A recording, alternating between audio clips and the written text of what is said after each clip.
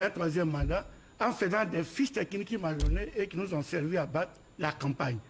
Donc, à partir de cet instant, constitutionnellement, je ne dis pas la sollicitation, tout ça, constitutionnellement, le président Alassane Ouattara ne peut pas avoir un troisième mandat. Parce qu'en Côte d'Ivoire, la Côte d'Ivoire a une histoire. Houphouët-Boigny a été président de 1960 à 1993, 33 ans, sans discontinuité. Le président Bédi est venu 6 ans. Il y a eu un coup d'État. Les Ivoiriens se sont réunis, les intellectuels. Ils ont dit en Côte d'Ivoire, excusez-moi, on ne veut plus quelqu'un qui fasse plus de 2 mandats.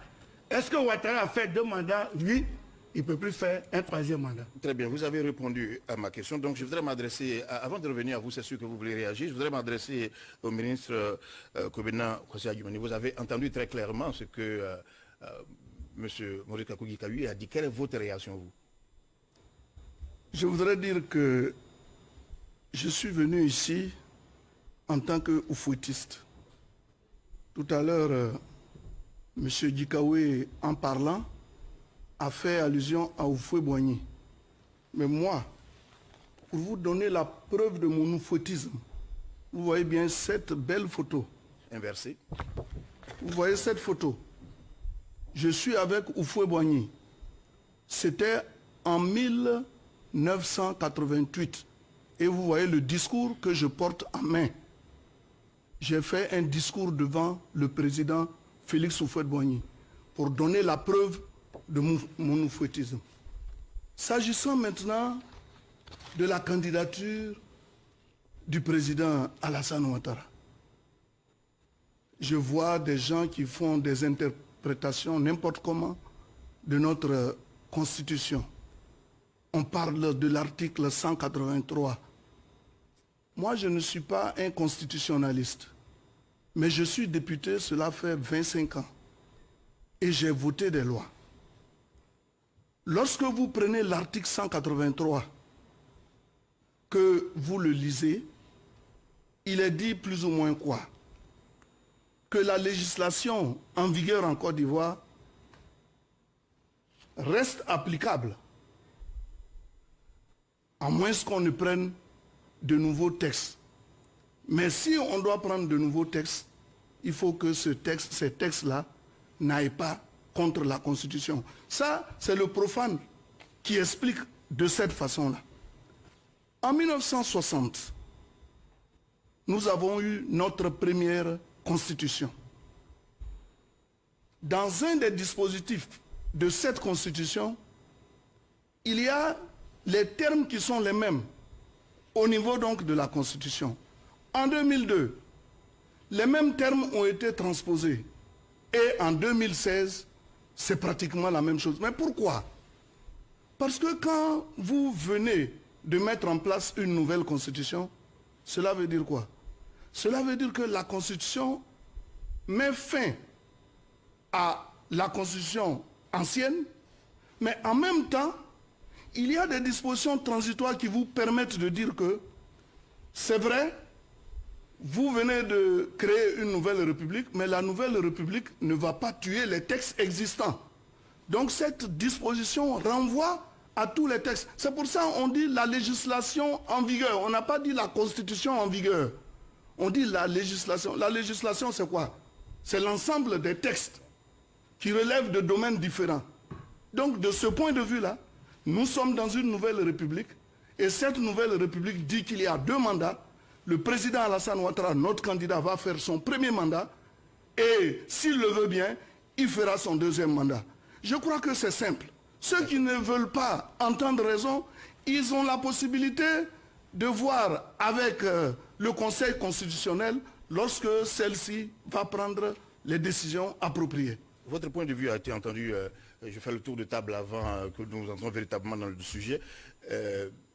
Monsieur Assouadou, oui. Est-ce que, selon vous, la Constitution a été violée, oui ou non? Oui, la Constitution a été violée parce que ce n'est pas moi qui le dis. Mais je prends les experts, le comité de rédaction, présidé par le professeur Ouraga Obou. Il a dit, il a répété, M. Ouattara ne peut pas faire un 3e mandat. c'est le plus grand expert, celui que le président Ouattara a sollicité pour diriger l'équipe qui va rédiger la Constitution. Mais après lui, qu'est-ce qu'a dit M. Sansan Kamili? Qu'est-ce qu'a dit tous les experts qui sont RHDP? Eux tous, ils ont reconnu que M. Ouattara ne peut pas faire un troisième mandat. M. Ouattara lui-même, au cours d'un déplacement au Libéria, avec Sirleaf, la présidente, il a dit, nous ne sommes pas, ma sœur et moi, ceux qui manipulent les constitutions. Nous avons dit, et je le répète, je ne ferai pas un troisième mandat, Sirleaf ne fera pas un troisième mandat. Donc ce n'est pas nous qui le disons. Nous n'étions pas là. Moi j'étais, en ce moment, vous m'aviez mis en prison, donc je n'étais pas là. Mais tous ces débats, ça vient de chez vous. Donc il ne peut pas faire un troisième mandat. Très bien, je reviens à vous, M. Adama Bictogo. Nous avons fait le tour, mais je voudrais bien vous demander de vous résumer, sinon on ne risque pas d'aborder les autres points, c'est sûr. Alors, M. Adama Bictogo, est-ce qu'il n'y a pas une sorte de forcing à votre niveau, puisqu'on sait que des juristes de renom, de votre obédience politique d'ailleurs, avaient déjà dit que M. Ouattara ne pouvait pas se présenter? Je vais vous dire, d'abord, pour nous, la Constitution permet. Parce que la référence qui est faite, si on tient compte des références, le président Bédié ne peut pas être candidat. La Côte d'Ivoire peut pas être fait l'objet de 2 constitutions. Donc, on pense que la Constitution qui crée la nouvelle République autorise le président Alassane Ouattara à être candidat. Je pense que moi, je ne suis pas un expert en droit. Je considère que nous avons tous voté, et on a encore les films. Moi, je me souviens de l'intervention du président Bédié parlant de la Troisième République. Je me souviens de l'intervention d'Afin Guessan parlant de la Troisième République. Et je me souviens que Mamadou Koulibaly s'était opposé à l'adoption de cette constitution parce que, pour lui, en toute évidence, on ouvrait la voie à la possibilité au président Alassane Ouattara d'être candidat en 2020. Mais comment se fait-il qu'aujourd'hui, il va revenir sur ce qu'ils ont dit? Et en plus, le président Alassane Ouattara, parmi eux tous, il a été le seul à désigner son successeur. Mais Dikawe aurait pu être désigné comme successeur au lieu d'avoir le président Bédié comme candidat. Pourquoi au FPI, tendance, Babo, ils n'ont pas désigné? Nous, il s'est prononcé le 5 mars. Ensuite, le 12 mars, il a proposé, nous avons désigné au Conseil politique son successeur. Donc les faits traduisent son engagement. Les faits traduisent la parole donnée, ce qui n'est pas le cas des autres qui, eux, n'ont pas à aucun moment proposé aux Ivoiriens qu'il y avait la possibilité de faire valoir la chaîne de génération. Donc pour nous aujourd'hui, vous savez, les débats entre constitutionnalistes, vous mettez 2 juristes dans une chambre, on peut passer des années. Donc je pense que c'est des interprétations qui tiennent compte des positions des uns ou des autres, mais pour nous, la chose elle est claire. Il va déposer sa candidature, le Conseil constitutionnel va décider si sa candidature est recevable ou pas. Pour cela, on n'a pas besoin de mettre des jeunes dans la rue qui brûlent des pneus, qui coupent des arbres. Je pense que aussi bien le PDCI et le FPI sont très mal placés pour nous donner des leçons de démocratie. Très bien. Monsieur Maurice Kakougé-Kahué, je ne répète pas ce qui a été dit, mais tout de même, je suis obligé de vous rappeler que cette constitution que vous rejetez aujourd'hui, vous l'avez votée. Non, je ne la rejette pas. Il dit qu'il faut qu'elle soit appliquée. Alors, je le dis avec mes mots, mais je peux bien me tromper. Oui. Ne veut pas de ce qui est en train de se passer actuellement, alors que vous l'avez voté, cette constitution. Voilà. Oui. Merci. Je voulais rebondir sur ce que Adjumani a dit en ce qui concerne l'article 183 et répondre en même temps à Bictogo. J'ai fait une analyse comparative en tant que professeur de sciences. J'ai pris l'article 35 de la Constitution de 2000 pour être candidat.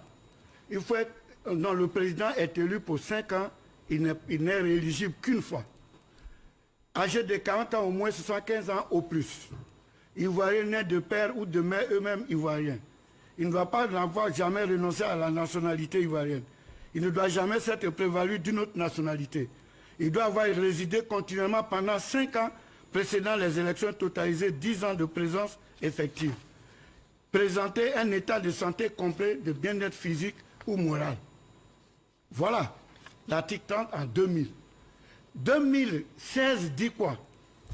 Élu pour 5 ans, il n'est rééligible qu'une fois. Ça revient. Être âgé de 35 ans au moins.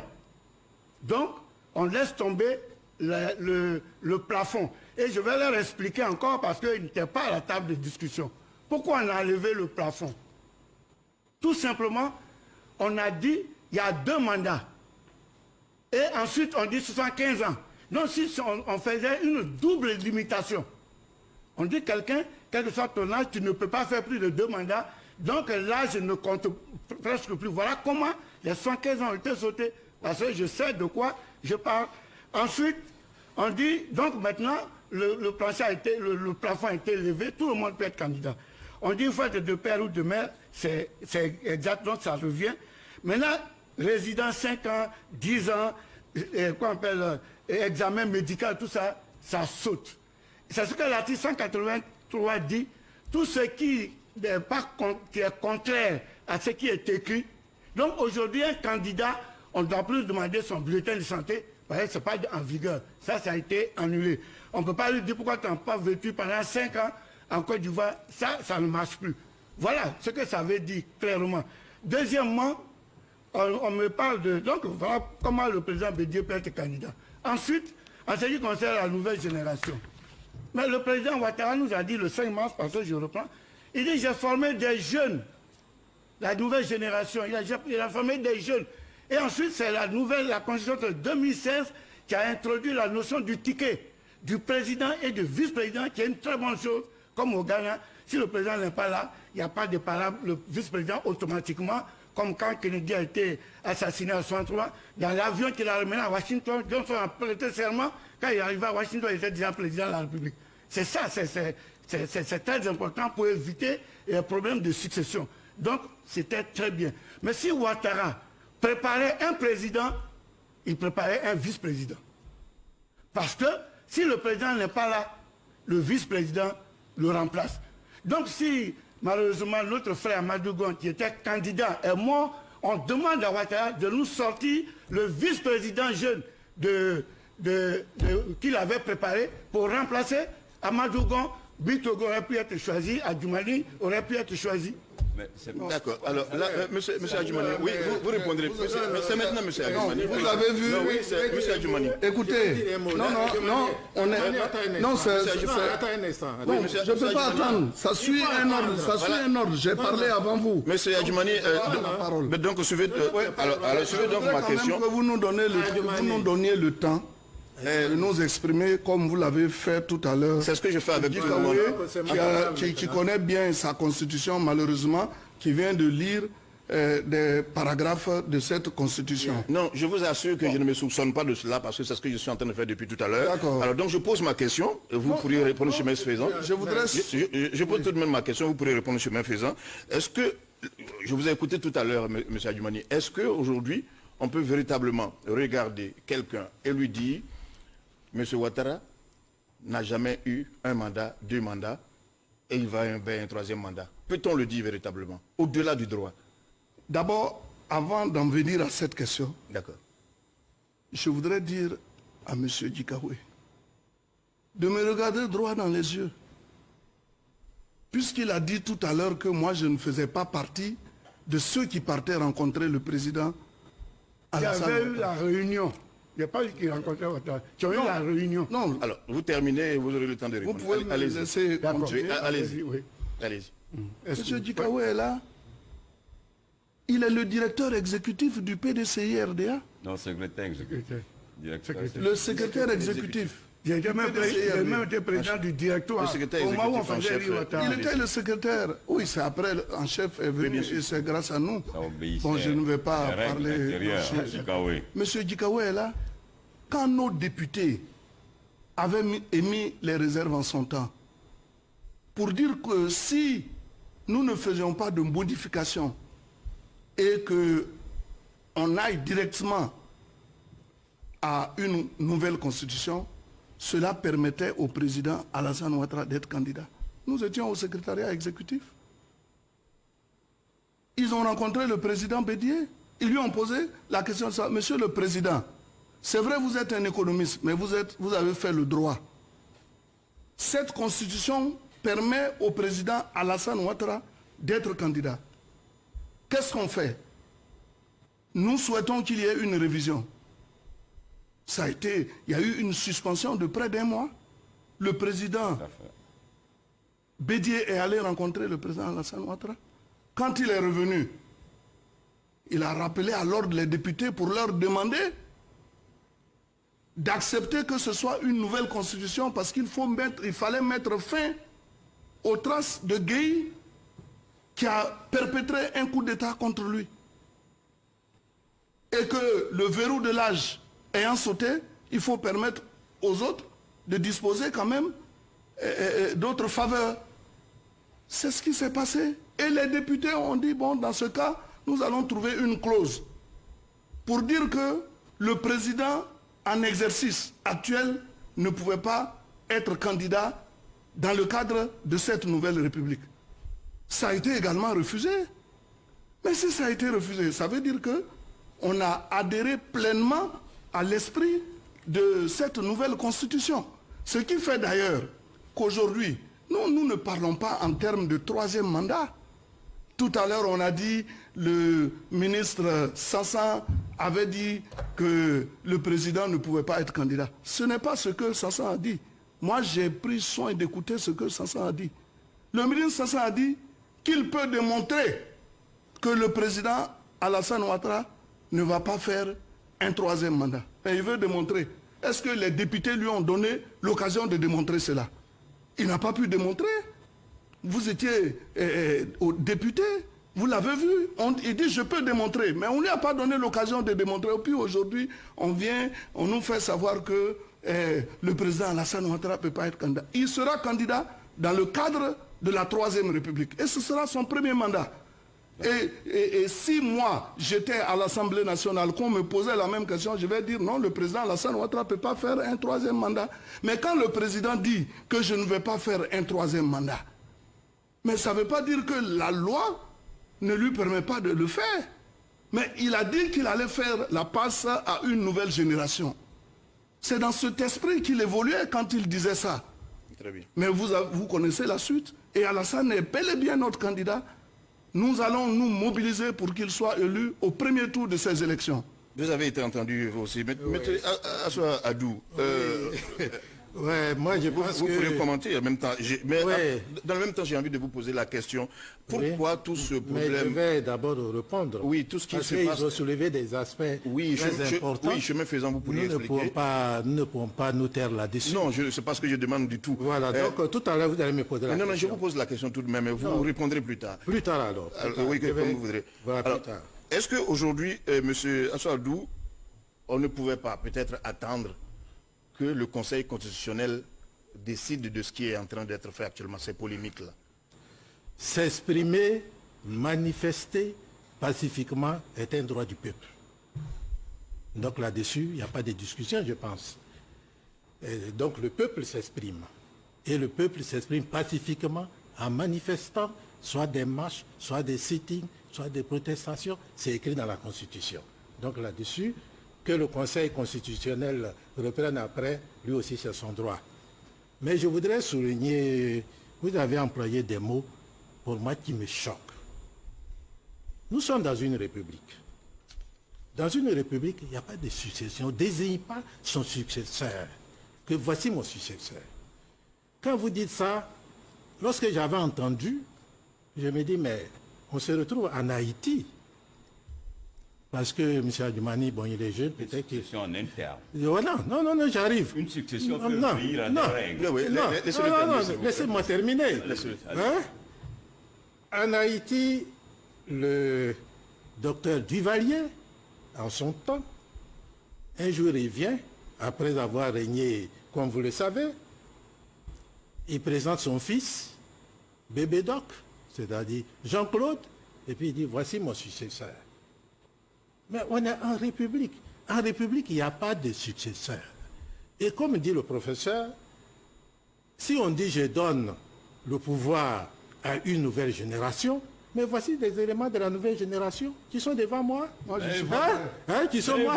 Non, moi je suis. Vous avez encore attendre que Babo vienne être Attends, moi je suis candidat plus ou- âgé. Moi, attendez, il ne faut pas me couper la parole. Voilà. Hein? allez-y. Voilà, vous êtes plus jeune que moi, donc Tout à fait, beaucoup vous plus êtes mes jeune, petits d'ailleurs. frères. Bon, donc, on pouvait choisir un d'eux, mais on dit que non, un événement grave est passé. C'est vrai. Nous tous, nous avons été touchés. Nous avons été peinés de voir cette fin tragique de notre frère. Mais cela n'est pas dans la Constitution. Ce n'est pas écrit dans la Constitution que si un tel événement arrivait, alors on choisit quelqu'un d'autre. Hein? Ouais, attendez. Oui, allez-y. Donc, c'est vraiment ahurissant lorsqu'on entend cela. Ensuite, le ticket. Je voulais parler de ça après, mais comme ils l'ont évoqué, le ticket. La Constitution actuelle, quand les jeunes manifestent, il faut se demander pourquoi c'est maintenant que les gens manifestent. Pourquoi? Et c'est ce que je vais vous expliquer. La Constitution actuelle contient des éléments assez graves. Et un des éléments graves, c'est le fait même que le président élu nomme le vice-président. C'est-à-dire que nous tombons dans un système de royauté. Oh, on n'est pas dans un royaume. On n'est pas dans un royaume. Mais tout cela, les Ivoiriens ont accepté. En se disant, bon, mais écoutez, on va arriver le 31 octobre, il y aura les élections, nous allons voter massivement et certainement on mettra fin au pouvoir RHDP unifié. C'est un rêve. Ouais, non, c'est une réalité. Voilà. Et voilà que, non, on dit non. Écoutez, M. Ouattara va faire un troisième mandat, ou comme dit M. Adjoumani, c'est un premier mandat. Ça encore, c'est une histoire assez grave tout à l'heure. Vous en prenez bien Tout à la l'heure, leçon. je le démontrerai. Oh, il dit ça. Mais c'est tellement grave. Parce que, comme l'a dit le professeur, la Côte d'Ivoire a évolué en disant une limitation des mandats. Mais cette limitation des mandats a eu une histoire en Afrique. Ce n'est pas ici. Après l'époque coloniale, c'est-à-dire dans la période post-coloniale qui nous a menés jusqu'à 1990, 93, 95, on a vu les régimes de présidents à vie, on a vu des empereurs, on a tout vu. Oui. Attendez, je vais finir. Oui, Alors sauf les que législateurs, par la faute ouais, des les invités, constitutionnels oui, non, ont oui, dit, oui. non, désormais, on limite les mandats. Mais si aujourd'hui, on revient en arrière, c'est-à-dire que c'est comme si on décidait, tout à l'heure, on va éteindre toutes les lumières, et puis on va nous emmener des lampes tempêtes. Des lampes tempêtes. Alors, Monsieur vous voyez, Oui, Monsieur Fofana. je suis obligé de vous Alors, interrompre donc, sur ce point, voilà. parce que par la faute des invités, on ne pourra pas épuiser tous les sujets. Ouais, Ne d'accord. m'en voulez pas plus tard. allez-y. Voilà, je vous le dis. Mais sur ce point, un dernier tour de table et nous allons passer à autre chose. Oui, non. c'était bien Ah oui, entendu. c'est moi la parole. C'était à lui la parole. Bon, C'est en me fait, faire- il y a les interprétations. Voilà. Mais je reviens pour dire que le président Ouattara viole la Constitution. Et c'est un fait grave. Si on y prend garde, demain, un président va venir, il va dire que je change, ce n'est plus une république, c'est un royaume. C'est ça, c'est pour le futur. Qui a fait l'article 35 en Côte d'Ivoire? Attendez, là j'ai la parole. Deuxièmement, l'article 179, parce qu'il dit, le ministre, ce n'est pas le ministre sans ça, c'est le commissaire du gouvernement qui est venu à l'Assemblée, et c'est le député Manou Bikoueli qui a posé la question, et il a dit qu'il peut démontrer que Ouattara a dit qu'il ne peut pas faire un troisième mandat, comme je l'ai dit, et que si même Ouattara le voulait, techniquement et juridiquement, il ne peut pas à cause de l'article 183. C'est ce qu'il a dit. Maintenant, ça peut changer, mais c'est factuel. Maintenant, l'article 179 va plus loin encore dans les mesures transitoires. On dit le président de la République en exercice, à la date de la promulgation de la présente Constitution, nomme le vice-président de la République. Duncan a été nommé. Qui est le président de Duncan? Pourquoi Ouattara a été élu avant la Constitution et il nomme Duncan? Peut-être que Ouattara nous aurait eu, parce que je le dis, s'il avait dit, bon, comme il y a une nouvelle constitution, je démissionne, d'un cas et moi, on est candidat, aujourd'hui, on ne discuterait pas. Mais le fait qu'il soit resté président avec cet article 179 et qu'il ait nommé Duncan, qui était son vice-président, mais la continuité était là. Donc, j'ai dit, bon, il a parlé du président Bédié, qu'on dit on est d'accord. C'était sur le thème de révision. Et en tout cas, je suis très heureux qu'ils le disent. Pendant un mois, j'étais chef de secrétaire, j'ai dit c'est une révision, ce n'est pas une nouvelle constitution. Parce qu'en 1990, quand Alassane Ouattara devait être nommé Premier ministre, la primature n'existait pas dans la constitution. Les députés ont fait une constitution, ils ont mis la primature et on n'a pas changé de république. On a changé de république quand il y a eu un coup d'État, on a tout dissous, à part la Cour suprême, tout a été dissous et on a fait une constituante qui a recommencé. Voilà, donc ce n'est pas l'addition de nouvelles structures qui fait changer de république. Donc, je vais dire quoi? Je vais dire dans mon entendement, et surtout, d'après ce qui m'a été dit, c'est ce que je dis, moi je suis un témoin, on m'a dit que le président n'allait pas être candidat. Et moi j'ai une culture judéo-chrétienne, je suis pratiquant, je finis là-dessus. Vous voyez, Jean-Baptiste. Oh là là. Ah non, c'est important. Oui, non, c'est important. C'est important. Vous allez prendre la parole. J'ai dit, restons dans le débat. Non, mais c'est le débat. J'ai dit, Jean-Baptiste a eu la tête coupée parce qu'à une réunion officielle, la fille de sa femme avait dansé. Il était tellement heureux. Il a dit, dis-moi ce que tu veux. Il a dit, je veux la tête de Jean-Baptiste. Le roi était contrarié.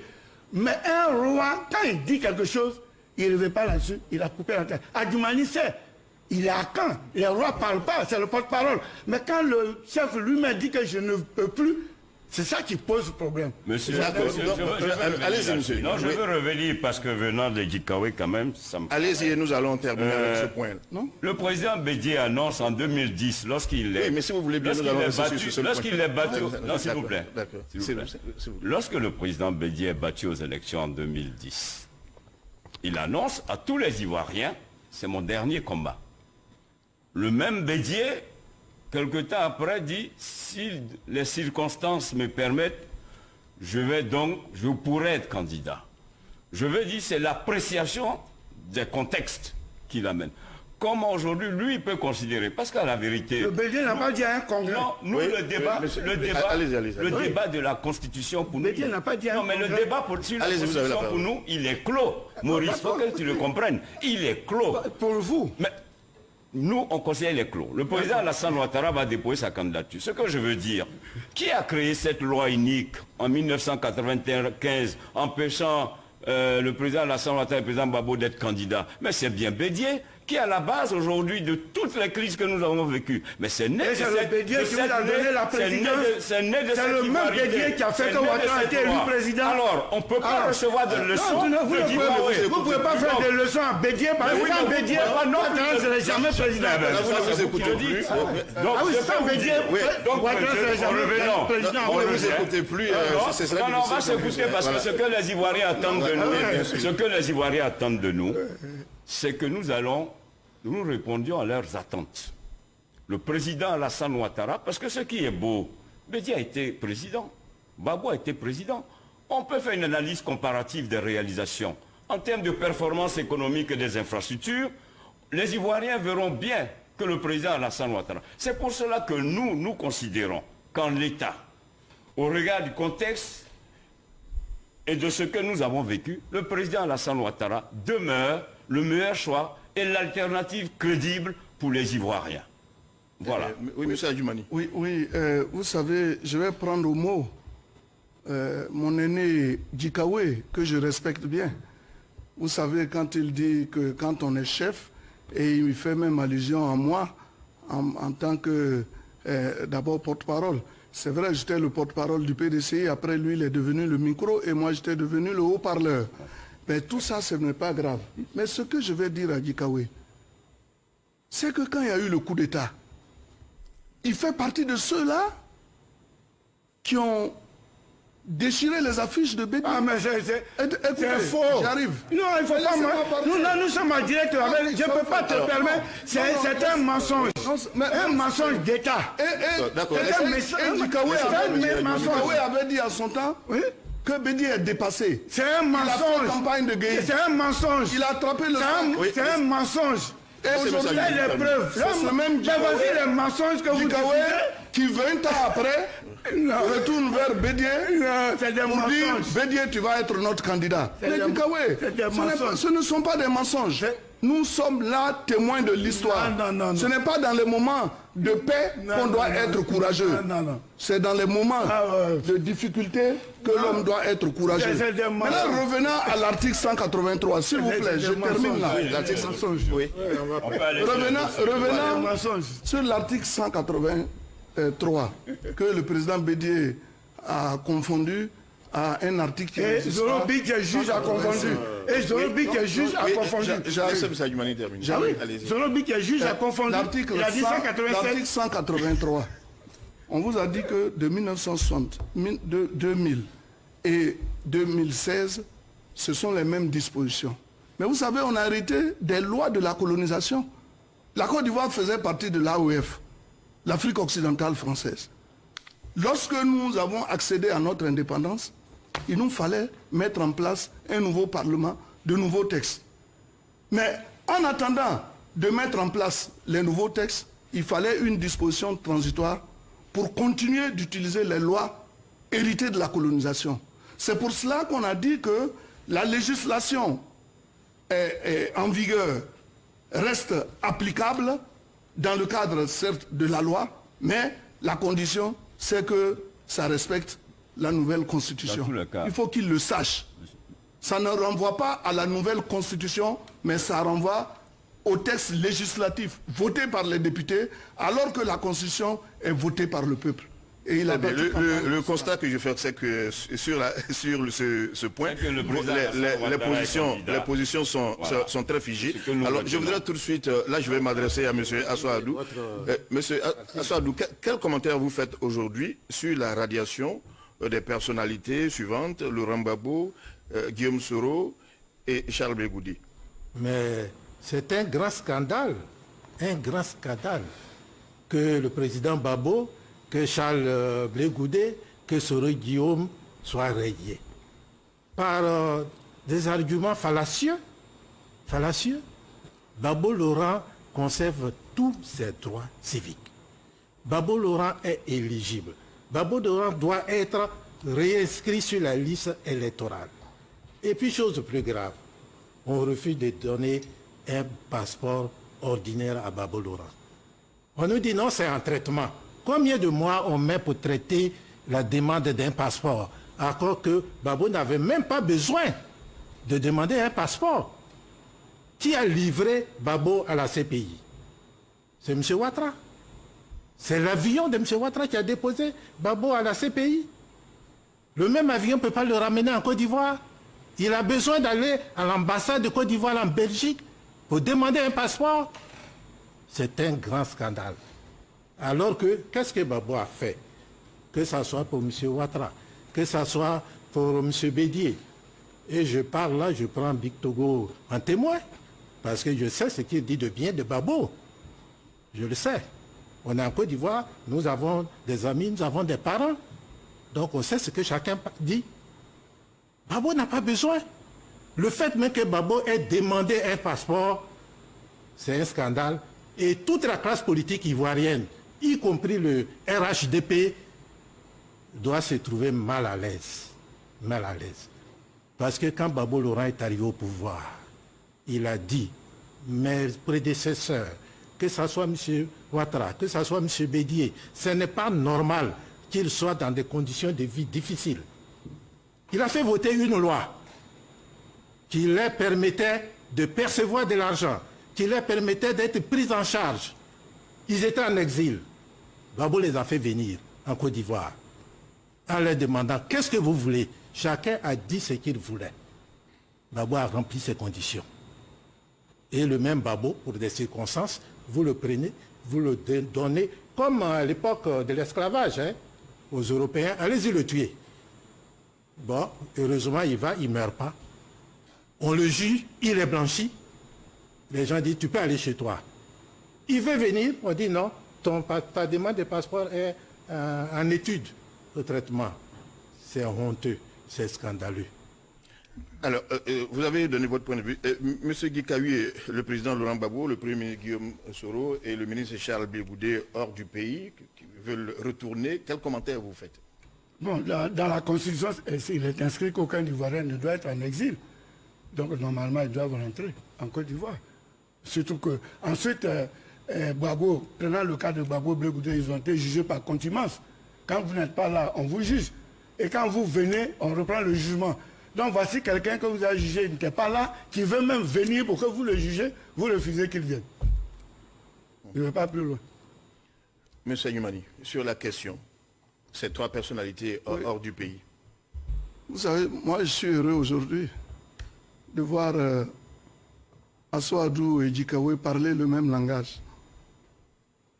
Tout à l'heure, j'ai eu peur parce que j'avais vu le visage de Djikawe un peu triste quand il parlait de Gbagbo à la CPI. Parce que je me souviens de cette phrase, retentissante encore dans mon esprit, quand Bédier disait que la place de Gbagbo, c'est à la CPI. Ça circule encore sur les réseaux sociaux. Et qu'aujourd'hui, Djikawe se permet de dire non, que c'est son pays, il doit revenir. Les temps ont changé. Les temps ont changé. Mais je crois que je n'ai rien à dire. C'est la justice. Si la justice dit que Gbagbo doit revenir sur la base des décisions qui ont été prises, moi je n'ai aucun inconvénient à cela.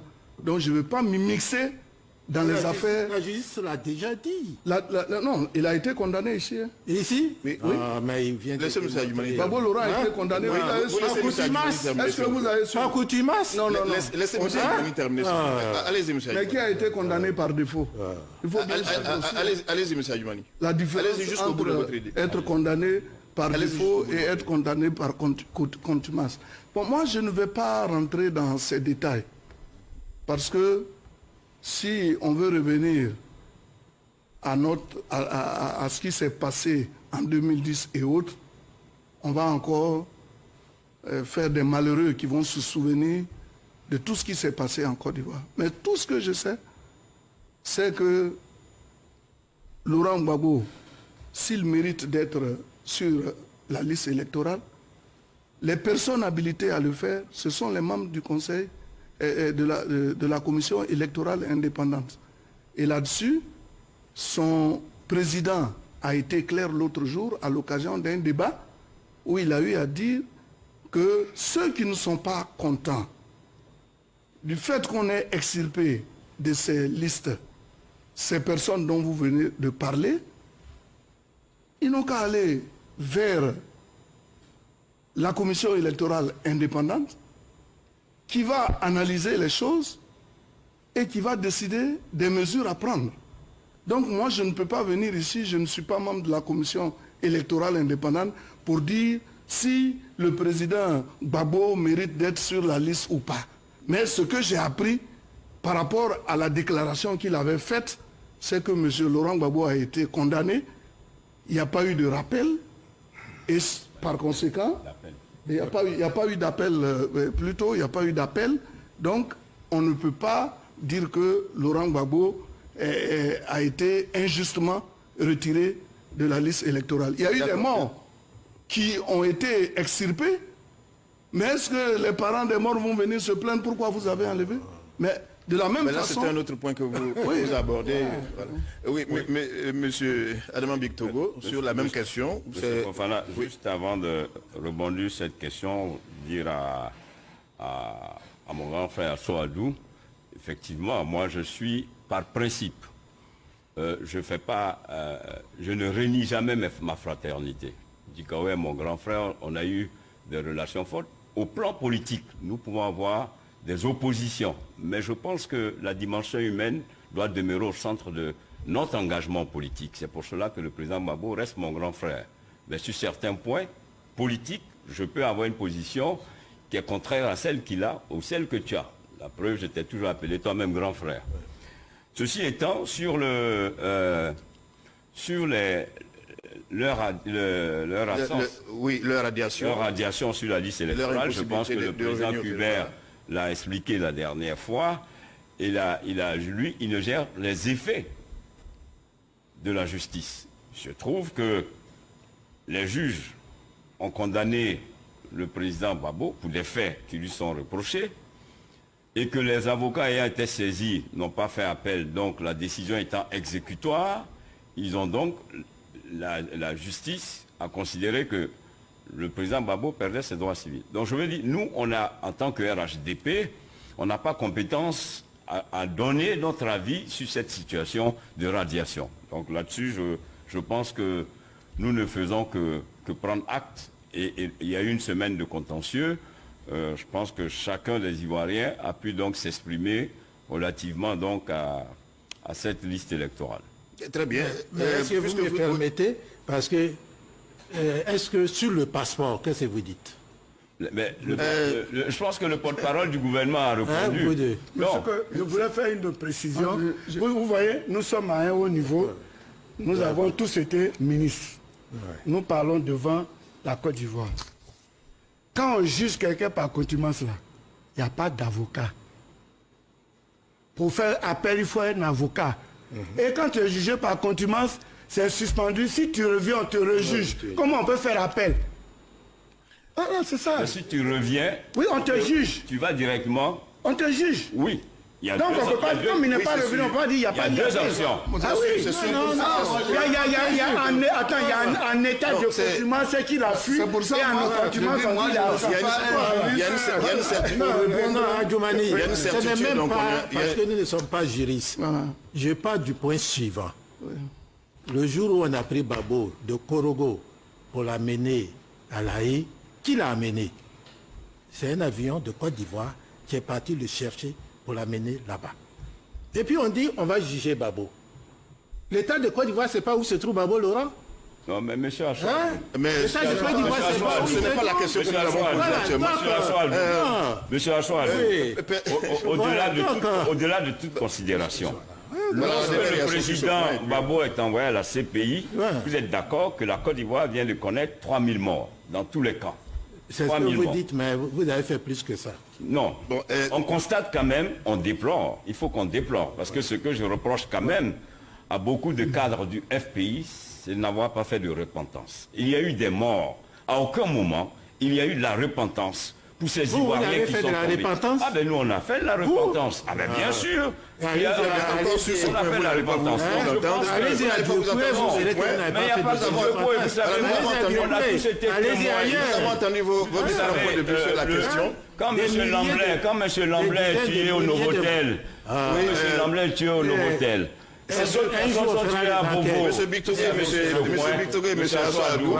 Au niveau où nous sommes, le sens de la responsabilité commande qu'on ait un dépassement de soi, qu'on fonctionne, on fait le dépassement, qu'on fonctionne pour l'avenir. Ce que les Ivoiriens attendent de nous, c'est que nous puissions ensemble faire des propositions, des offres politiques, de projets qui puissent aider à l'épanouissement des Ivoiriens. C'est ce qu'on attend de vous. Très bien. Vous ne faites pas ça. En tout cas, ce que les Ivoiriens attendent de vous, c'est de répondre aux questions que je suis en train de vous poser pour le moment. Bien sûr. Nous y sommes. Vous avez parlé tout à l'heure de la CEI. Nous allons en parler. Et là, vraiment, je voudrais m'adresser à M. Gikawi. M. Gikawi, nous vous avons suivi à plusieurs reprises. Il y a eu des conférences. J'ai envie de dire, excusez-moi de le dire, que vous faites des déclarations, mais vraiment sans élément de preuve. Le président de la CEI que nous avons reçu ici a demandé à ce que vous lui présentez les preuves de ce que vous avez dit. On vous a entendu dire qu'un individu qui était né en septembre 1850 était sur la liste. On vous a entendu dire qu'il n'y avait rien que des étrangers sur la liste électorale. C'est beaucoup de choses que nous avons entendues. Mais jusqu'à présent, nous n'avons pas vu les preuves de ces éléments-là. D'accord. Preuve de ceux qui ont plus de 100 ans. Ils sont nombreux, mais je prends un cas. Carte d'électeur V0208, 60 86 46. Abidjan, lieu de vote à Bobo, bureau de EPV à Noisé, le nom Traoré Ahmed, couturier masculin, 169 ans, né le 1er septembre 1850. Voilà, c'est précis. J'ai des preuves.